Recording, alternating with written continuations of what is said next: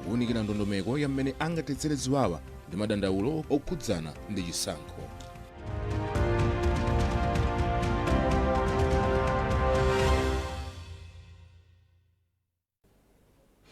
Tsopano nazi nkhanizi mwa tsatanetsatane. President makamaka mtsogoleri wa dziko lino Dr. Lazarus Chakwera lero ayankhula kumtundu wa Malawi. Mneneri wa mtsogoleriyo Anthony Kasunda ati Dr. Chakwera ayankhula kuyambira nthawi ya 8 koloko madzulo. MBC ilengeza kuyankhulako nthawi yomweyo. President wa dziko lino Dr. Lazarus Chakwera wapempha maiko komanso makampani aku Ulaya kuti adzayambitse bizinesi zawo kuno ku Malawi chifukwa dziko la Malawi lili ndi zonse zofunikira pa ntchito za malonda. Dr. Chakwera wanena zimenezi ku Lilongwe potsekulira msonkhano waukulu wa zamalonda wapakati pa maiko aku Ulaya ndi dziko la Malawi. Isaac Jali ali ndi ripoti. Pa msonkhano woyamba wapakati pa dziko la Malawi ndi maiko a bungwe la European Union okambirana za bizinesi akuti cholinga chake chenicheni nkukopa makampani amene angathe kubwera kuzagwira ntchito zosiyanasiyana za malonda mu ntchito za malimidwe, za magetsi komanso zokopa alendo pofuna kuti zithandizire kupereka ntchito kwa Malawi komanso kutukula miyoyo ya Malawi. Polankhula ku Lilongwe potsekulira msonkhanowo, President wa dziko lino Dr. Lazarus Chakwera anati dziko la Malawi likufunitsitsa kugwira ntchito ndi maiko amene ali ndi chidwi chofuna kuzatsekula ntchito zawo za bizinesi zosiyanasiyana kuno ku Malawi kuti zithandizire kukweza chuma cha dziko lino. President wa dziko linoyu anatchulapo ntchito monga za migodi, zokopa alendo komanso za malimidwe zomwe anati zingathandize kukopa a bizinesi akunja kuzagwira ntchito zawo mdziko muno. Dr. Chakwera pamenepa anatsimikizira maiko a bungwe la European Union komanso makampani onse aku Ulaya amene ali ndi chidwi chofuna kuzayambitsa ntchito zawo za bizinesi kuno ku Malawi kuti dziko la Malawi lili ndi zonse zofunikira pa ntchito za malonda monga bata ndi mtendere. Polankhula poyambirira, kazembe oyimira maiko a bungwe la European Union kuno ku Malawi, Arun Skineba, anati bungwe lawo ndilodzipereka kwambiri kuthandizira kukweza chuma cha dziko la Malawi. Arun Skineba anati mwachitsanzo maiko a bungwe la European Union akhoza kuthandizira kutukula ntchito za malimidwe kuno ku Malawi kudzera ku ntchito za minda ikuluikulu imene boma layambitsa zomwe zingathandizire kuti dziko la Malawi lidzipeza zokolola zambiri komanso kubweretsa upangiri osiyanasiyana othandiza kuti dziko la Malawi lidzipanga lokha zinthu kumatumiza kunja kuchoka ku mbewu zimene limalima malo mongodalira kugulitsa mbewu zokha ku misika ya kunja. Ndipo mmodzi mwa akuluakulu ku bungwe la European Commission, Miriam Ferran, atsindika kufunika kuti pamapeto pa msonkhanowu makampani aku Ulaya abwere azayambitse ntchito zawo kuno ku Malawi pofuna kuthandizira kukweza chuma cha dziko lino. Miriam Ferran atsindikanso kunena kuti thandizo losiyanasiyana kuphatikizapo la za chuma limene maiko aku Ulaya amapereka kwa maiko a mu Africa ndi losakwanira kwenikweni kukwaniritsa zofuna za maiko a mu Africa ndi anthu awo. Kwa zaka zambiri tsopano bungwe la European Union EU lakhala likuthandiza dziko la Malawi mu njira zosiyanasiyana monga kulambula ndi kupaka phula misewu pa ntchito za maphunziro, pa ntchito za malimidwe komanso ntchito za magetsi. Ndipo pa ntchito zonsezi lagwiritsa ntchito ndalama zoposa 1.2 billion euro. Isaac Jali, MBC, Lilongwe. Akazembe asanu ndi awiri apereka kalata zawo za ukazembe kwa mtsogoleri wa dziko lino Dr. Lazarus Chakwera poyamba pa ntchito zawo kuno ku Malawi. Polankhula pomaliza pamwambo opereka zikalatazi nduna yoona za ubale wa dziko lino ndi maiko ena Anansi Tembo yati ichi ndi chitsimikizo kuti dziko la Malawi lili ndi ubale wabwino ndi maiko ochuluka pa dziko lapansi. Eunice Njovu akufotokoza zambiri mu ripoteri. Mmodzimmodzi anafika ku nyumba ya boma Kamuzu Palace ku Lilongwe komwe anapereka zikalata zawo za ukazembe poyamba pa ntchito zawo kuno ku Malawi kwa mtsogoleri wa dziko lino Dr. Lazarus Chakwera. Ndipo polankhula atapereka kalata zake za ukazembe, kazembe wa dziko la Jamaica a Joan Thomas Edwards anati dziko lake lili ndi zambiri zomwe lingagwirire limodzi ndi dziko la Malawi, ponenapo ntchito zokopa alendo zomwe anati dziko lake lili patsogolo kwambiri ndipo akhoza kuphunzitsana ndi dziko la Malawi mene angakwezere ntchito zimenezi. Ndipo zina zomwe ananenapo ndi nkhani ya chikhalidwe yomwe anati pakadali pano oyimba ku Jamaica amabwera mdziko muno ndipo kazembe watsopano wa dziko la Sweden kuno ku Malawi Pierre Gard anati dziko lake lipitiriza kugwira ntchito zachitukuko zosiyanasiyana kuphatikizapo ntchito yoonetsetsa kuti chakudya chikupezeka m'makomo osiyanasiyana m'dziko muno. Ndipo polankhula atamaliza kupereka makalata awo aukazembewa, nduna yoona za ubale wa dziko lino ndi mayiko ena Anansi Tembo anati dziko la Malawi ndi lodala popeza abwenzi ochuluka chomwechi omwe akugwirizana ndi dziko lino m'madera osiyanasiyana achitukuko. Anthu mukakhala ndi abale ambiri pamakhala phindu lalikulu chifukwa pali zambiri zimene mayiko amagawana, kugawana nzeru, kugawana nthawi zina chuma kumene, komanso kugawana mwina ma scholarship, mmaphunzira kuti anzathu kwanuku zinthu mmayendetsa bwanji. Zakuti kuno mwina ndi challenge yakuti kodi imene kuti mukuthane naye mumapanga bwanji. Ndi ubale woterewu umakhala othandiza kwambiri. Kutanthauza dziko la Malawi lili ndi abale ambirimbiri amene timacheza nawo, ena ndi ma donor partners, ena ali level imodzi ndi ifeyo, ena ndi anzathu amu Africa timakakumana ku AU, ena timakakumana ku Commonwealth, ena timakakumana ku UN. Koma chachikulu ndi chakuti mayiko awo atumiza amene aje kuti abwere ku Malawi kuno kutanthauza kuti ali ndi chikhulupiriro mutsogoleri wa dziko la Malawi. Akazembe asanu ndi awiriwa ndi ochokera m'mayiko a Rwanda, Qatar, Jamaica, Sweden, Algeria, Georgia ndi Chad. Ndipo atatu mwa akazembewa kuchokera ku Georgia, Chad ndi Jamaica adzikhala mdziko la South Africa, pamene kazembe wa dziko la Sweden adzikhala ku Zimbabwe. Ndipo kazembe oyimira dziko lino wa dziko la Rwanda adzikhala ku Zambia, pamene waku Algeria adzikhala ku Mozambique, ndipo waku Qatar adzikhala ku Tanzania. Ndine Eunice Jovu kuchokera ku Lilongwe. President Dr. Lazarus Chakwera wavomera pempho la komiti yomwe ikufufuza za ngozi ya ndege yomwe inachitika ku Nthungwa mwezi wa June kuti aonjezere nthawi yoti alembe ripoti la zomwe afufuza. Komiti inapereka pempholi kamba kakuchuluka kwa umboni omwe ikulandira. Mchikalata chomwe wapampando wa komiti ya Justice Jaba Alide wasayinira, komiti ikuyembekezeka kumalizitsa kutolera maumboni okhudza ngoziyo.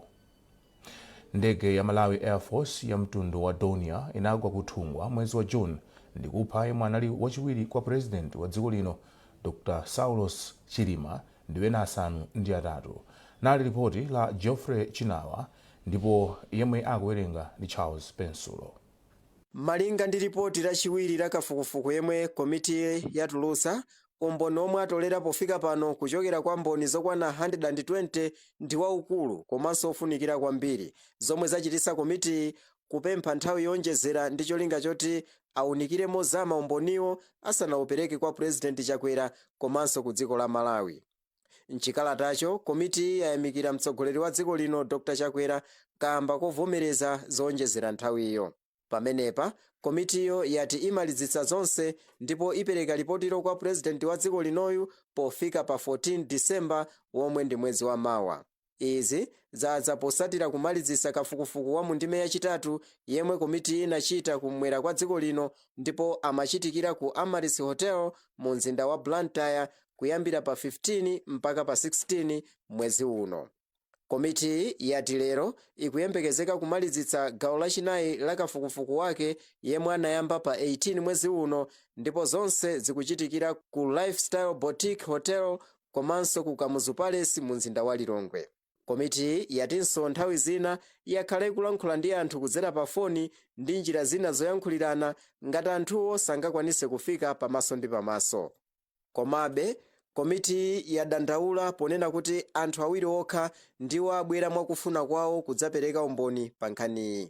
Pa 10 Juni chaka chino, ndege yomwe anakwera wachiwiri kwa mtsogoleri wa dziko lino malemu Dr. Saulos Chilima ndi anthu ena asanu ndi atatu 8 inagwa mu nkhalango ya Nthungwa mboma la Nkhata Bay, zomwe zinachititsa mtsogoleri wa dziko lino Dr. Lazarus Chakwera kukhazikitsa komiti yapadera yoti ifufuze chomwe chinachititsa ngoziyo. Boma la Malawi likuyembekezeka kutumiza gulu loyamba la ogwira ntchito mdziko la Israel potsatira mgwirizano omwe maboma a Malawi ndi Israel anasayina mu April chaka chino. anthu pafupifupi 3000 akuyembekezeka kukayamba kugwira ntchito m'minda mdziko la Israel. Margaret Mapando ali ndi ripoti. Polankhula ku Lilongwe, mmodzi mwa akuluakulu ku nduna za ntchito a Patricia Zimpita ati ndikofunika kuti anthu omwe akupita kunja kwa dziko linowa adziwe zofunikira asananyamuke ndi kuonetsetsa kuti akonzekere bwino ulendo wawo. Azimpita ati anthu ena omwe anapita mdziko la Israel kudzera mwa anthu ena olemba anzawo ntchito adakumana ndi zovuta zomwe nthawi zina zidachititsa kuti awabwenze nkubwerera ku Malawi. Iwo ati nchifukwa chake boma linakhazikitsa ndondomeko yophunzitsa anthu omwe akugwira ntchito mdziko la Israel ndi cholinga chofuna kuwakonzekeretsa bwino. Pa ndondomeko ya mgwirizano umene boma linasayinirana ndi dziko la Israel mu mwezi wa April chisiye, ilili ndi gulu loyamba limene likunyamuka kupita ku Israel pa ndondomeko ya maboma awiriwo. Anyamata 30 ndi amene ati atanyamuke mkucha uno, amene wawa ndi amene akhuza ma interview, komano ma interview sikuti tinangopanga kunali kuno, komanso a Israel anali ndi mbali yawo. Mmodzi mwa anthu omwe akupita ku Israel, Lumbani Chiwaka, wati akufunitsitsa kukaphunzira zaulimi mdzikomo kuti akadzabwerera adzathe kugawa luso lomwe akapeze kwa alimi a mdziko muno. Boma lomweli likupangisa za mamegafarm, so mamegafarm aja kufunika anthu soti ali ndi knowledge yambiri. Ndeno ife tikapita kumene koko tikaphunzira nzeru ndi tikabwera kuno azathu azaphunzirako nzeru zichapyolera mwa ife. Kwa nthawi yoyamba, boma la Malawi likugwira ntchito yolemba anthu okagwira ntchito mdziko la Israel mosadzera ku mabungwe omwe amagwira ntchitoyi poyamba paja. Margaret Mapando, MBC, Lilongwe. Khonsolo ya Mzuzu yati zokonzekera zonse za msonkhano omwe akonza ndi akuluakulu a makampani, nthambi za boma ndi ena zokhudza chitukuko cha mzindawu zikuyenda bwino. Msonkhanowu kuyembekezeka kuchitika pa 28 mwezi uno pamutoti kupanga limodzi mzinda wolimbikira komanso ukhazikika polunjika ku Malawi 2063. Polankhula ndi olemba nkhani, mkulu wa mzinda wa Mzuzu Agomezani Nyasulu ati msonkhanowu ndi omwe udzasonkhanitse magulu osiyanasiyana ndi chinthu chofunika kwambiri pofuna kupeza mayankho a mavuto osiyanasiyana omwe akulepheretsa chitukuko cha mzindawo. Mzuzu City mukuziwa kuti ili pafupi kwambiri ndi poti yaikulu yomwe ili ku Dar es Salaam, yomwe kumachitika ma business ambiri, zikatundu ambiri amene amabwera muziko muno amazera ku poti imeneyo. Ifeyo tili pafupi kwambiri ndi poti imeneyo, komanso takhala ndithu pakati penipeni pamene aliyense amene akufuna kupita ku Tanzania akupita kuti ayenera aduse mu Mzuzu. So tili pakati pamene munthu sangafinyike kuti ngati akufuna kuti akafikire ku katundu wake akantenge kapena kumupitisa kandi ku Lilongwe kandi ku Blantyre, tili ngati pakati. Chioneseso chathu ndichoti migwirizano yomwe tizagwirizane izakhale migwirizano yeniyeni, osati anthu ena amatha kungoti poti tanena kuti kuli malo ndiye kuti angoti andipaseni malo koma alibe maplani yeniyeni. Sono ifeyo kuonesa kuti zinthu zimenezi zikonzedwe bwinobwino, takhazikisa kale nthambi yathu pa city imene izi unika proposal amene anthu akubweresa ndikuona kuti kodi zomwe akufunazo ndi masomphenya athu ngati khonsolo zikugwirizana, komanso ndi zenizeni tisanapite po kuwapasa malo paliponse pamene tikufuna tiyapase. Nkhanizi zikuchokera kuno ku MBC ndipo maono muli ndine Mphatso Tebulo. Bwanji tionenso mitu yake. President wa dziko lino Dr. Lazarus Chakwera lero alankhula ku mtundu wa Malawi. Boma la Malawi likuyembekezeka kutumiza gulu loyamba la ogwira ntchito mdziko la Israel okwana 3000 potsatira mgwirizano wake ndi boma la Israel mu April chaka chino. Bungwe la MEC mogwirizana ndi mabungwe komanso zipani akuwunikira ndondomeko ya mmene angatetsere ziwawa ndi madandaulo okhudzana ndi chisankho.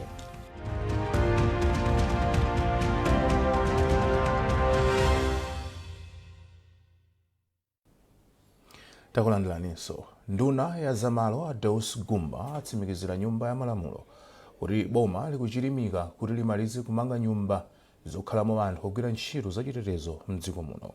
Agumba alankhula izi pomwe amayankha funso lochokera kwa phungu wa mzinda wa Mzuzu a Bonex Mwamlima pa nkhani yomalizitsa kumanga nyumba za apolisi kumchenga utuwa. Olive Perry ndi Madalitso Mhango ali m'malipoti ili. Pamene aphungu a nyumba ya malamulo amakumana lachiwiri, phungu wa mzinda wa Mzuzu a Bonex Mwamlima anafunsa nduna ya zamalo a Deus Gumba kuti nyumba zomwe boma likumanga za ogwira ntchito zachitetezo ku Mzuzu zitha liti. Poyankhapo Agumba anati boma lipitiriza kumanga nyumbazi mu ndondomeko ya chuma ya chaka chamawa. Agumba anaonjeza kuti boma likumanga nyumba zina 50 boma la Nkhatabe ngati gawo limodzi la nyumba 10,000 zomwe boma likumanga za ogwira ntchito zachitetezo mdziko muno. Iwo anaonjeza kuti malo omwe pamangidwe nyumbazi anapezeka kale ndipo kuti makontrakitala akhala kuyamba ntchito yomanga nyumbazi posachedwapa. Makontrakita ambiri akuchita zimene akuchitsatidwa kuti munthu afike poti wapeza ntchito yakuboma. Pamakhala zinthu za ku banki ndi zina zotero ambiri ndithu apita pa ground kumena alupita kumapeto. Zikalongosoka zonsezo ndi kuti makontrakita onse apita. Nyumba zimenezi zikumangidwa madera osiyanasiyana monga anapemfunsira MP ya ku Mzuzu ndizoonadi kuti kumeneko pali nyumba zina zimene zofuna zimalizidwe ndipo posachedwa apa zimene zotimaliza. Boma linakhazikitsa ntchito yomanga nyumba 10,000 za anthu ogwira ntchito zachitetezo monga apolisi, asilikali ankhondo komanso andende mchaka cha 2020. Malingana ndi nduna wa zamalo, nyumba zoposa 4,000 ndi zomwe azimaliza kumanga. Aphungu ayamba ayimitsa zokambirana zawo mpaka lachitatu masana. Bwalo lalikulu la milandu loona zachuma lero lipitiriza kumva mlandu okhudza akuluakulu akale a bungwe la Eskom a Jean Mathanga komanso a John Kandulu ndi ena awiri powaganizira kuti analipira katundu wa ndalama zokwana 4.6 biliyoni kwacha mosatsata ndondomeko mchaka cha 2016. Amathanga anali wapampando wa board pomwe Kandulu anali mkulu wa bungwe la Eskom. Popereka umboni mu bwaloli yemwe anakhalapo oyendetsa ntchito za kampani a Everson Sitolo anati iwonso anali odabwa ataona kuti akuluakulu oyendetsa kampani analipira ndalama zokwana 4.6 biliyoni kwacha pomwe panalibe mgwirizano kapena kuti kontrakiti yolipirira katundu wa ndalamazi. Lachiwiri, bungwe lothana ndi katangale ndi ziphuphu la Anti-Corruption Bureau ACB linabweretsa mbwaloli mboni yake yachisanu ndi chitatu, ndipo lero bwaloli lipitiriza kumva mlandu. Bungwe la ACB linamanga Mathanga komanso Akandulu ndi anthu ena awiri aku Eskom mchaka cha 2020 kamba ka mlandu omwe tsopano ukupitirira ku bwaloli. Ndipo bungwe loyendetsa chisankho la MEC mogwirizana ndi mabungwe omwe si aboma, nthambi za boma komanso zipani za ndale akuunikira ndondomeko ya mmene angatetsere ziwawa ndi madandaulo okhudzana ndi chisankho. Ndondomekoyi kuthandizidwa ndi bungwe la UNDP. Izi akuti zithandiza kuthana ndi madandaulo ndi nkhawa zimene anthu angakhale nazo pamene akukonzekera kuvota mchaka cha 2025. Tili ndi zambiri mu ripoti ili la Yamikani Makanga. Pamkumano omwe anaukonza ndi cholinga chofuna kuunikira ndondomekoyi, wapampando wa bungwe la MEC a Justice Annabel Mtanimanja wati akudziwa kuti pamakhala madandaulo ndi mikangano pa nthawi yomwe zisankho zikuyandikira kapena kusagwirizana ndi zotsatira. Iwo ati ndondomekoyi iwonetsetsa kuti zisankho zizakhale zabata ndi mtendere. Monga mukudziwa, tikamakhonzekera zisankho pamakhala zochitika zambiri komanso kusemphana kapena kusamvetsetsana kapena madando ndithu zimatha kuchitika. Ndiye kukumana kwathuku ndiko kuti tikhale pansi tikhonze ndondomeko kuti kodi pakakhala kuti pali madando tiyakhonza motani komanso ngati pali kusamvana tikhonza motani. Cholinga ndichokuti ulendowu ukhale wabwino komanso chisankho chathu chisakhale chabwino komanso kuti tisunge bata ndi mtendere.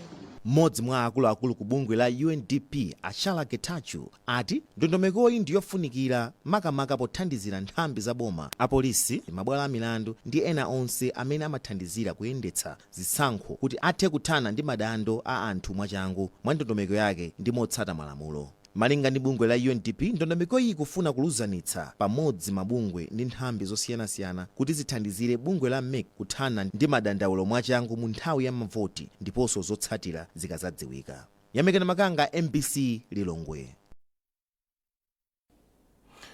Bungwe la Mera lati litseka malo omwetsera mafuta omwe sakutsatira lamulo loyendetsera ntchito za mafuta. Padakali pano latseka malo omwetsera mafuta atatu maboma a Lilongwe komanso Kasungu omwe amagulitsa mafuta mzigubu komanso madramu. Emmanuel Chikonso ali ndi ripoti. Bungwe la Mera linayendera malo atatu omwetsera mafuta ndi kutseka malowo kamba kokanika kutsatira malamulo. Malinga ndi mmodzi mwa akuluakulu ku bungwe la Mera, Avitumbiko Sakala, iyi ndi mbali imodzi yoonetsetsa kuti aliyense akugula ndi kupeza mafuta moyenera ndi kupewa ngozi za moto zodzakambaka mafuta a galimoto. Pa 20 Novemba chaka chino, bungwe la Mera linaletsa ndi kuchenjeza anthu za mchitidwe ogula kapena kugulitsa mafuta a galimoto mzigubu zomwe ena sadatsatire. Malo omwe apezeka asakutsata malangizo a bungwe la Mera ndi Mount Meru yaku Asanthe boma la Kasungu, Puma yapa Jemin komanso Total Energies Ufulu mu mzinda wa Lilongwe. Asakala auzani kampani za mafuta a galimoto kuti bungweli litseka malo onse omwe sakutsata malamulo ndipo apempha anthu kuti adziwitse bungweli za omwe akugulitsa mafuta pa mtengo osavomerezeka komanso mzigubu. Ndapempheso ogula mafuta ma consumers kapena kuti amene amayang'ana zosiyanasiyana ntchito muno m'Malawi abwere poyera kudzatiuza ife amera ngati aona ina filling station ikupanga zosokoneza, ikuphwanya malamulo amenewa, ikugulitsa mafuta kapena mu madramu kapena mu makontena kapena mu zigubu. Mukatero mukatipa tsombono mene ife tibwera tipanga kafukufuku mpaka natitengapo ndithu gawo kuti zimezi zisachitikeso. Malinga ndi Mera, malo atatu omwetsera mafutawa akhala ali chitsekere kufikira atatsatira ndondomeko zonse zoyenera komanso bungwe litachita kafukufuku okwanira kuonetsetsa kuti makampaniwa akutsatira malamulo ogulitsira mafuta a galimoto. Emmanuel Chikonso, MBC Santhe, Kasungu. Ndi nkhani imeneyo tafika pa mtsiriziro pa nkhani zathu mauno koma tisanasiyane naye nsumitu yake. President wa dziko lino Dr. Lazarus Chakwera lero alankhula ku mtundu wa Malawi. Boma la Malawi likuyembekezeka kutumiza gulu loyamba la ogwira ntchito mdziko la Israel okwana 3,000 potsatira mgwirizano wake ndi boma la Israel mu April chaka chino. Bungwe la MEC mogwirizana ndi mabungwe komanso zipani akuwunikira ndondomeko ya mmene angatetsere ziwawa ndi madandaulo okhudzana ndi chisankho.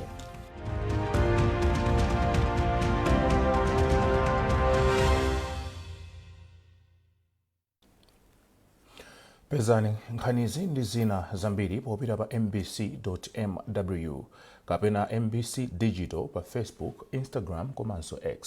Munali ndine Mphatso Tebulo. Mwakoma nonse.